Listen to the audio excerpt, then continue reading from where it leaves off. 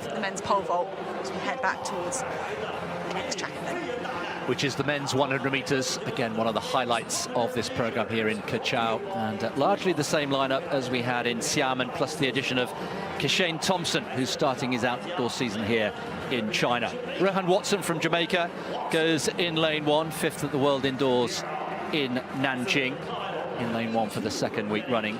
Emmanuel Isemi from Cameroon, the African number 2, goes in lane 2.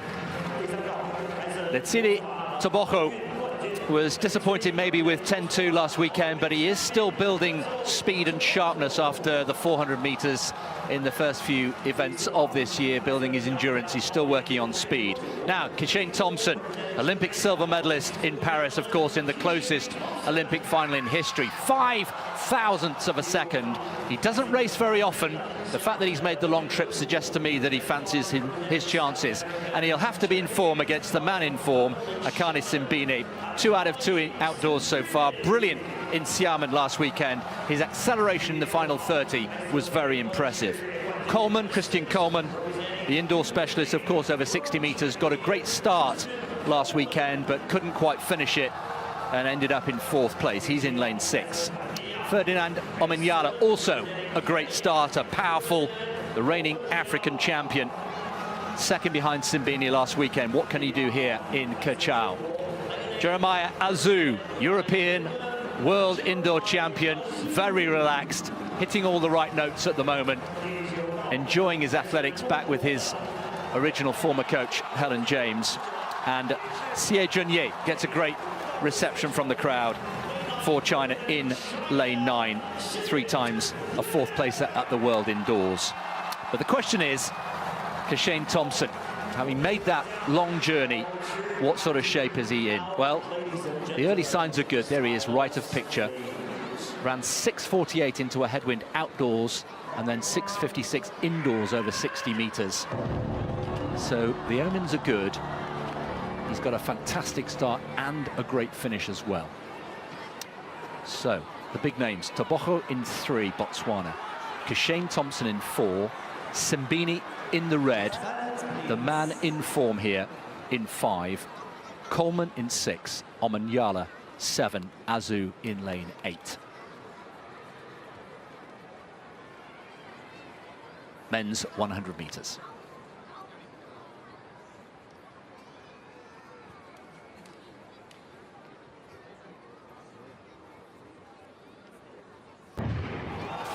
Great start from Simbine. Well, Azu's got a little bit of work to do. Thompson came all the way. Who's going to line on the dip? The two share a moment. They both fall clear. Thompson was ahead with what? 5-10 metres to go, just. But did Simbine come back to just get him on the line? Yes, he did. 9.98. It's 3 from 3 outdoors for Simbine. And surely now we have to say he is the man to beat in 2025 so far. He's put together a brilliant sequence. Thompson, in his first race, stole a march, but was pipped on the line. And Tebogo, with an improved performance from last week. We talked about his sharpness and speed getting better and better. There's the top 3: Simbine, Thompson and Tebogo. Great start from all 3 of those men that ended up in the eventual 3. Tebogo, that was much, much better than we saw in Xiamen last week. Now, at this point, Thompson, he just tightened up for me. He just forced it ever so slightly. And Simbine just stayed relaxed. Look at the South African here. He is straining. He's working hard, but he's staying very smooth. Whereas for me, Keshane Thompson, he was just trying to muscle it out. And see, look at this front-on picture here. Thompson just rocking and rolling side to side. Simbine almost focusing all that desire straight forward, and he just gets there ahead of Thompson. And Tebogo, for me, it was a bit of a wry smile at some point over that finish line we saw in one of the shots, and just saying, all right, that's more like it. That felt good. So great to see Tebogo so close to 10 seconds. Yeah, 10.2 becomes 10.03. That is improvement. There was no sense of panic from Tebogo in the press conference yesterday. Long season ahead. You'll hear us and the athletes say that time and time again. Let's look at it again, though. This is a high-quality field, no doubt about it. We've got Azu there, second left from picture, who faded a little bit. But Thompson, an absolute class act at this stage. He thinks he's got it, but you're right. He starts to tighten up, and look at how relaxed, relatively, Simbini is, and just on the dip there, by a hundredths of a second, gets the nod. And it was nice to see them immediately have a nice reaction, spontaneous reaction at the end of the What's race. up, viewers? Welcome back to the channel. So right here we have the men's 100 meter where Kishane Thompson was defeated by Akani Simbini by a split seconds. As you all can see in the first part of the race, Kishane Thompson was literally leading, but as he seemed like he kind of hold back.